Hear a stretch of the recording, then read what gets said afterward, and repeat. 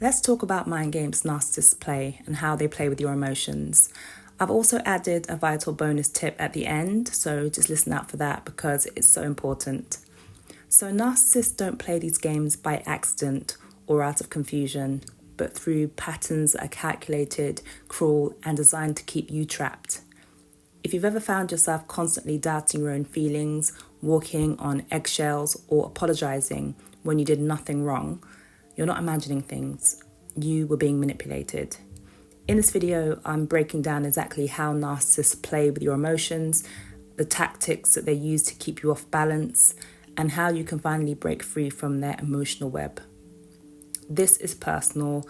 I have personally lived it, and now I'm just sharing what I wish someone had told me years ago. So narcissists don't connect to people, they control people. They use emotions like chess pieces, not because they feel deeply, but because they know you do. They study you very early on, and they figure out what makes you light up and also what shuts you down. And then they use that knowledge to exploit you. It's not love, it's control disguised as connection.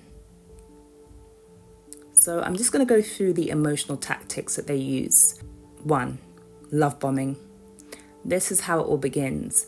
They flood you with affection, compliments, promises of forever, and they mirror your dreams. They say all the right things, so you feel seen, chosen, and safe. Maybe for the first time in a long time. But love bombing is not love, it's bait. They're building your trust fast, so when the mask slips, you're already emotionally invested. It's how they hook you in. 2. Gaslighting. Once you're in deep, the games begin. Gaslighting is when they make you question your reality. You bring up something they said, and suddenly you're too sensitive. You react to a clear boundary violation, and now you're crazy. They say something cruel, and when you get upset, they say, wow, you're always looking for something to be mad about. And over time, you stop trusting yourself. You second guess your emotions, your memory, and your instincts. And that's a goal, to make you emotionally dependent on their version of the truth. 3. The silent treatment. Now this one cuts deep. They disappear emotionally or physically when you don't play by their rules. You try to express your feelings and suddenly, nothing. No reply, no presence. You're met with silence that punishes you more than words ever could.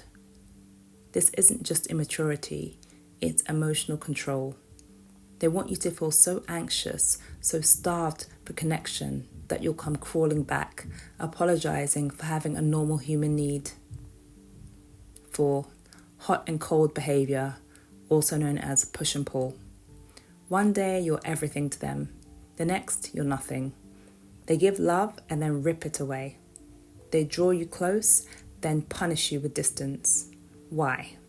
Because inconsistency creates obsession. Your brain starts chasing the good version of them, even though they're the one breaking you down. It's not random, it's training. They want your nervous system to bond with their chaos. 5. Projection. Narcissists project their worst traits onto you. They lie, then accuse you of lying.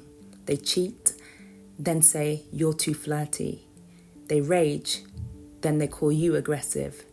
It's all deflection, it's blame shifting, it's a way to confuse you into defending yourself rather than questioning them. 6. Triangulation. This one hurts too, because they bring other people into your relationship emotionally or otherwise. It could be an ex, a friend, a sibling, someone at work.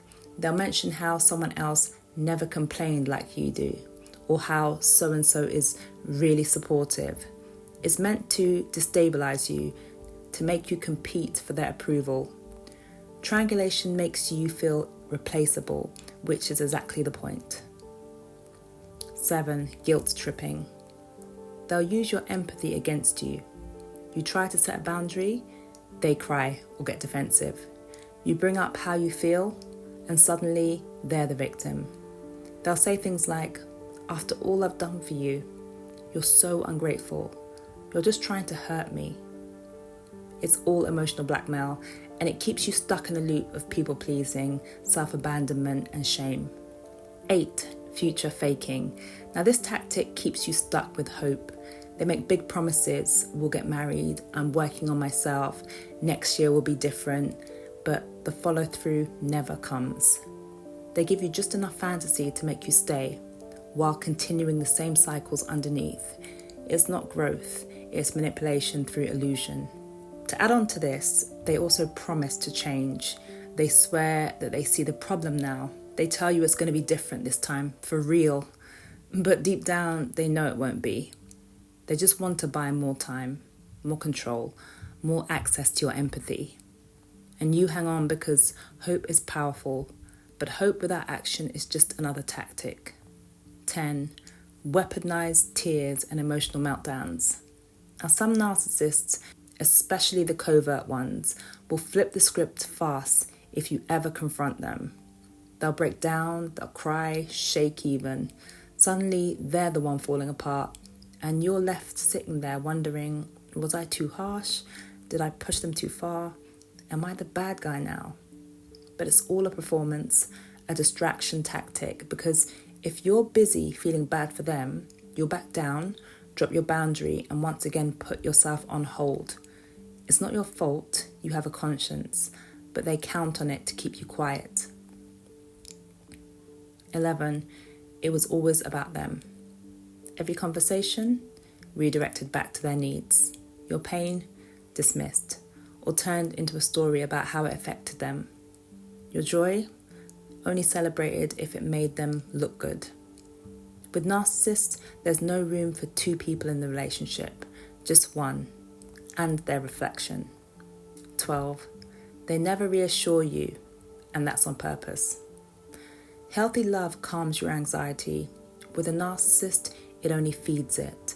They never tell you where you stand. They keep you guessing, doubting, and chasing. Uncertainty becomes your emotional baseline because if you're always on edge, you'll stay focused on how to earn their love instead of realizing it was never love to begin with. 13. Intense, then absent. No consistency. In the beginning, they are relentless, persistent, present, always around, always saying what you want to hear. Then, out of nowhere, they go cold. No calls, no affection, no explanation. It's not mood swings, it's conditioning.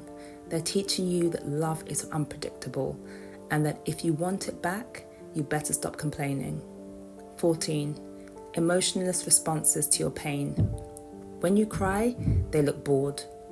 When you're hurt, they roll their eyes. When you're vulnerable, they go blank.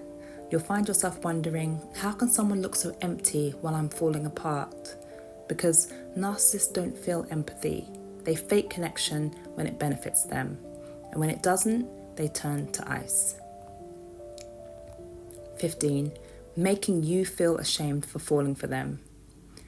Now, when things go south and you finally react, they don't take responsibility. They don't reflect. They smirk and say, well, it's not my fault you fell for me. They make you feel foolish for loving them, for believing in them, for trying, for staying. But here's the truth. Falling for someone's potential isn't weakness, it's humanity. And their deception doesn't make you shameful, it makes them calculated. Now here's a bonus tip. Never, ever, ever share any childhood trauma with a narcissist. If you do, you're basically giving them the keys to trigger every trauma wound and use it to manipulate you. Now, you might think that in the early stages, the love bombing stages, it might make them understand you or maybe have sympathy for your situation, but instead it will place you at their mercy, especially if you were not healed from the past. So keep that information to yourself and seek therapy instead. Now, I'm just going to discuss why these tactics work. They work because they target your emotions, the very thing that makes you human, loving and empathetic. They break down your self-trust, then offer temporary relief in the form of crumbs. Your nervous system bonds with chaos, and before you know it, you're stuck in a trauma bond. It's not that you're weak, it's that your capacity to love was used as a weapon against you. How to break free emotionally. 1. Start naming what's happening. If you can name it, you can reclaim it. So start calling things what they are. That wasn't a misunderstanding, that was gaslighting. That wasn't love, that was emotional manipulation. That wasn't you being too sensitive, that was a boundary being crossed. Language is your first weapon. 2. Stop explaining your pain. You do not have to convince a manipulator that they hurt you. They know. And your pain is not a negotiation. The more you explain, the more they twist. Let your no be complete. Let your exit be quiet. And let your healing be loud. 3. Rebuild your reality. After leaving, the hardest part isn't the absence. It's learning to trust your feelings again. Rebuild your connection to self. Start journaling. Start tracking patterns. And start asking, what do I feel and what do I need? Take back your emotional compass. 4. Trauma bond detox. So cut off contact if you can, or go low contact with boundaries in place. Give your nervous system time to stop chasing chaos. You will feel the urge to go back. That's normal. But urge is not truth. Craving them isn't proof of any love. It's proof of programming. So let that bond break. 5. Reclaim your power. You're not broken. You were manipulated and you survived. That means you are strong. Now it's time to use that strength for you. Choose relationships that feel safe, not addictive. Choose peace, not adrenaline. Choose truth, even when it's hard. Because the moment you reclaim your emotions, you reclaim your power. The absolute key to shield yourself from this is not to react. Don't give them what they need. Don't feed into their narrative and fall into their trap. Stay cool, calm, and collected. Unbothered. That will ruffle their feathers and probably make them go into full steam mode, but that's just evidence that what you're doing is working. So remember, the world and reality they live in is always punishing them. Do not be deceived, and they want to draw you right in there with them. As the saying goes, misery loves company, right? So refuse to play a part and just observe them.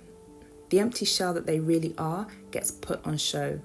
So they'll retreat, discard, and maybe even disappear altogether because you've exposed their emptiness and how they were just a mirror of you. How they don't have a self, so they hijack others. The mask has fallen off. You've decided to tear up the script in their little play of torture they gave you a part in. If they run, don't chase them. Consider yourself free. If they don't run, then you run or walk away. You'll never win or get what you want or deserve with a narcissist because they will always be trying and failing to complete a cycle that originated with their mother. And if you want to know more on that, check out my video that I'll link in the description or up in the cards. You're not their lover, you're their mother, and that's how they see you. And hopefully that video will make this whole crazy experience make sense for you. If this video made you feel seen, if it gave words to things that you couldn't explain, then no, that was never confusion. It was abuse dressed as love. You were not dramatic, you were not too much, you were manipulated. And now you're waking up. Healing is messy, but the freedom is so worth it. I am proud of you. Even if we've never met, I am deeply proud of you. So please share this video with anyone you think might be going through this to give them some clarity. And I will speak to you on the next one.